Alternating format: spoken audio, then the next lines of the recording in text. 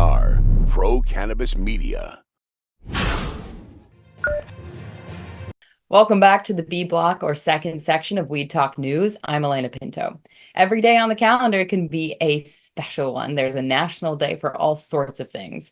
This past week, August 8th, was National CBD Day. CBD, or cannabidiol, is one of the main cannabinoids in the cannabis sativa plant. It's the one that doesn't get you high by itself and actually serves as a braking mechanism of sorts for THC. It has been shown to be an anti-inflammatory component of the plant, but making claims like that is what the FDA is enforcing. According to the Farm Bill of 2018, hemp is defined as the cannabis sativa plant, not testing for more than 0.3% of THC.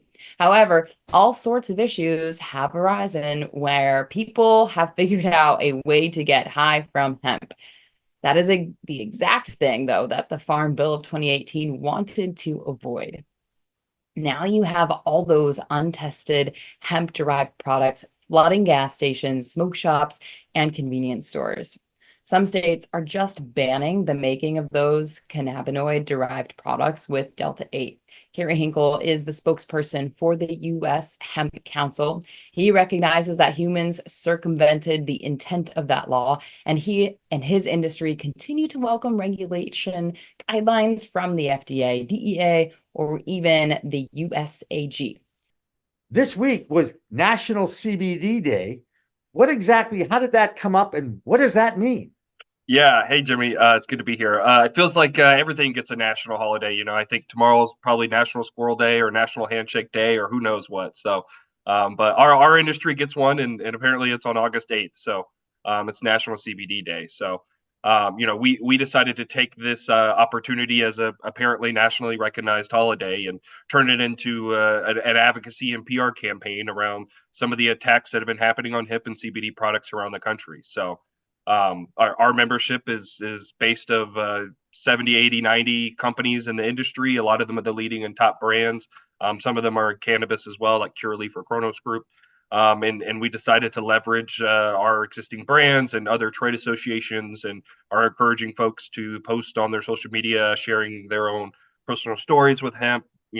If they're a farmer, how they got into it, benefits from a consumer might see from the products, and urging folks to use the hashtag SaveCBD and contact their members of Congress and either the federal or state legislatures to oppose bans on products and instead urge for regulation and not prohibition. So again, it's just taking this nationally recognized holiday and turning it into, trying to put a spin on it and put a friendly face in the industry. Because everyone on both sides of this issue wants federal regulation, descheduling, maybe even create their own little schedule for the cannabis sativa plant, their own regulatory body.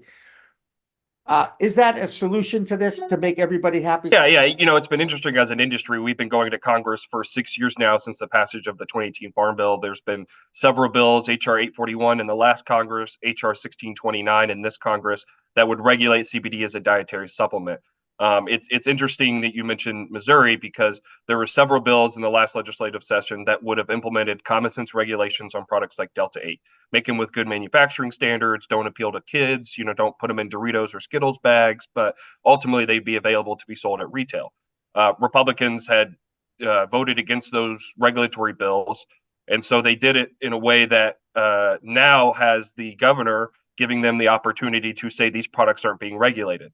So, on one hand, we are asking for the regulation. We have put forth bills in both Congress and in different state legislatures that would implement regulations. And then when they get vetoed down or not passed, now you have skeptics saying, well, look at these products that aren't regulated. It's like, well, give us the answer and we'll follow the rules. One of the largest multi-state operators in the US and around the world is Curaleaf. This past week, their acting CEO, Matt Darin, resigned, and acting chair Boris Johnson is taking over. Darin had been on the job for just 2 years, but Johnson is one of the co-founders of the cannabis giant that at one point had 5,000 employees and with 147 dispensaries in 17 states. Their market cap is $2.4 billion. And when it comes to the markets, we turn to our man, Doug Miller, who is high on Wall Street. I'm Doug Miller from Highland Wall Street with this week's cannabis stock report for Weed Talk News. Boris Jordan, a longtime leading figure for Curaleaf Holdings and the MSO's executive chair, is now becoming the CEO. The current CEO, Matt Darren, he announced he is retiring, but will remain a special advisor to the company for the rest of the year. Curaleaf reported second quarter losses of $49.8 million with interest in real estate expenses wiping out $7.5 million. Let's see how the stock chart looks. It's trading around $3.26 and it dipped after this news. It appears to be pulling back more, so watch for the bottom and then it will curl up. Remember, patience is the key, so trade smart. That's this week's Cannabis Stock Report. Reporting for Weed Talk News, I'm Doug Miller. This is your Canadian correspondent, Debbie Facey, with the Canadian Strain of the Week. So what we have in Canada this week are two pretty informal stories. One going to be a little bit more than the other.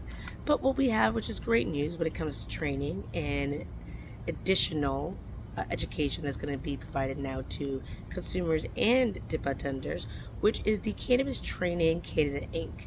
They had finally gotten the go-ahead from the AGCO, which is the Alcohol and Gaming Commission, and they are the ones who initiate which and which not are going to be accredited and official certifications when it comes to anything such as alcohol, gambling, and now cannabis.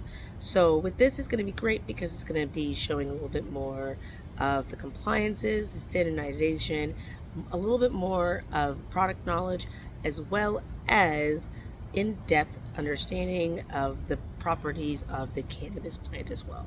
So this is something that I hope will benefit most of the budtenders and consumers, but this is something we're going to have to see once the program starts and the stats start coming out. And for our second story, it is a story that I spoke about 2 weeks ago, which was a seizure. And the seizure happened in Windsor. This is an ongoing now investigation due to the fact that they had another pull, which was in the beginning of August, and it had calculated up to 81.6 ounces that was seized, and up to 304 ounces plus the 81.6 ounces seized. So overall, that's a lot of cannabis being seized illegally, especially due to the fact that we are trying to be legal and, making sure that we aren't necessarily breaking the laws.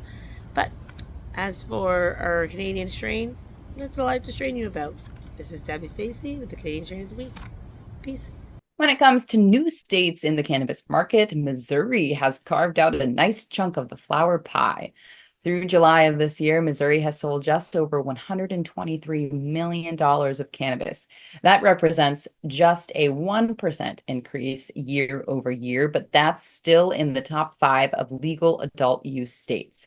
This past week, the Missouri Division of Cannabis Regulation recalled over 2,600 products that somehow got on the shelves without getting tested. We will post the website of the Missouri Department of that has the products listed there. The brand is 2020. Delaware may be one small state, but it's about to become a big adult use state. This month, state officials will be accepting licenses for adult use dispensaries, grows, manufacturing, and testing facilities. This is about a month earlier than expected. The state is expected to award a total of 125 licenses, including 30 retail shops, 60 growers, 30 manufacturers, and 5 testing labs. Meanwhile, in Arizona, the pursuit to do the right thing for social equity applicants continues to present problems. Here's Karen Black with the Arizona Cannabis Report. I'm Karen Black from Greenfinger Consulting with the Arizona Cannabis Report for Weed Talk News. Some cannabis and cancer news. Arizona cannabis brand Timeless Vapes announced it raised over $46,000 for Head for the Cure Foundation, a nonprofit dedicated to fighting brain cancer. While it was shy of their $50,000 goal, they more than tripled last year's $13,000 total. The Shred for the Cure campaign, which took place in May, is a collaboration between Timeless and skateboarding star DJ Stewart, who has used cannabis for his brain tumor. DJ is a big advocate for the plant medicine and its potential to treat brain cancer. 2 new products are making their debuts in Arizona. Heady Edibles OGP Cannabis Gummies are now available at the Cannabis in Tempe and SWC in Prescott. For all you Jeter fans, their new solventless Cannon pre-rolls will be available in the Grand Canyon State on August 16th. Dubbed the creme de la creme of the Cannon line, the new joints combine hand-selected premium flower with rosin and feature an iridescent ceramic tip for increased airflow. Moving to the medical market, Arizona's medical cannabis sales continue to decline. July sales were lower than June's, coming in at just under 4,300 total pounds of products sold. Much of Arizona slows down in the summer, with the snowbirds and students gone and residents going elsewhere to escape the heat, so I'm not reading too much into the numbers. There were 1,953 new applications for medical cards in July, and about 2,700 renewal applications. That's all for the Arizona Cannabis Report. I'm Karen Black from Greenfinger Consulting reporting for Weed Talk News. When it comes to dysfunctional cannabis regulatory boards, there are quite a few examples for the fledgling industry. New York always seems to get the most attention. After all, it is the #1 media market in the world. Now the Office of Cannabis Management in New York is getting more backlash after the governor, Kathy Hochul, requested more licenses in a variety of neighborhoods, and they are considering softening the buffering rule of 1,000 feet between licensed dispensaries. That change is now open for public comment, and in New York, they always have a comment about something. That's not, though, the only cannabis board that has a legislative body looking over its shoulder. The same can be said for Massachusetts, where this week the Boston Globe newspaper ripped the Massachusetts Cannabis Commission for all sorts of things, and none of them good. The newspaper shared the challenges of people barely surviving in the industry and why the commission has been described as chaotic. Of course, having your executive director resign at the end of last year following the suspension of the commission chair, Shannon O'Brien, and the subsequent lawsuit against state treasurer Deborah Goldberg. No such issues in Nevada. Here's Tina Tasaka. I'm Tina Tasaka with 420 Technologies, and this is the Nevada Report for Weed Talk News. I've previously reported on the Diamond Shrooms brand 3 weeks ago. The US Food and Drug Administration, FDA, has issued a recall for all flavors of the Diamond Shrooms brand, which includes chocolate bars, infused cones, and extreme gummies. The Nevada Cannabis Compliance Board has reported that 39 people have fallen ill after consuming these products, with 23 requiring hospitalization. As of August 6th, this nationwide outbreak now is topping over 113 patients in 28 states, and sadly, 2 have died. The FDA has posted a list of hundreds of stores and online outlets selling the products. The company has recalled all Diamond Shrooms edibles, but the FDA has found that the products are still available in some stores and online outlets. Patients have reported a variety of symptoms, including respiratory failure, seizures, depression, loss of consciousness, confusion, sleepiness, agitation, abnormal heart rates, hypertension, and nausea. Metric has sent out notifications to all cannabis operators in Nevada regarding upcoming live webinar workshop training between August 13th through the 18th. This can be in person or virtual. The bulletin is intended to notify all industry users in accordance with instructions from the CCB. Green Life Productions formerly produced ice water separated products, but after the Cannabis Compliance Board, CCB, took over, it was removed from regulation. Since then, Green Life has been seeking a Nye County production license and recently secured one through an overbid process.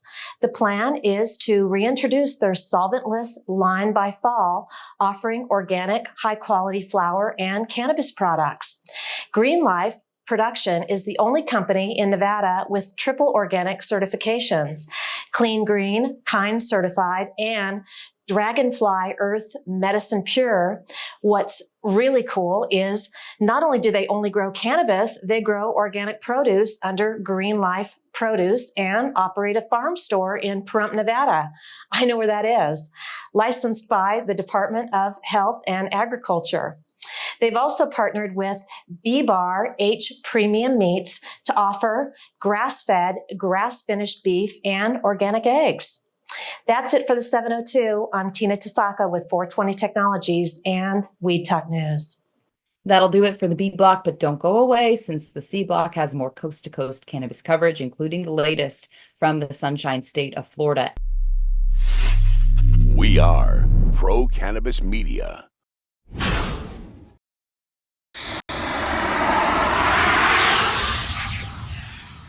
It's a whole new world of weed out there, isn't it? Everyone is learning new ways to titrate, ingest, consume, imbibe, and engage with this plant medicine we call cannabis. Now, let me tell you my cannabis story. You know, I've had 4 major surgeries in the past 23 years and suffer from osteoarthritis with a variety of metal parts in my body and one on deck. Now, thanks to those chronic pain issues, I've been a medical patient in Massachusetts for almost 10 years now.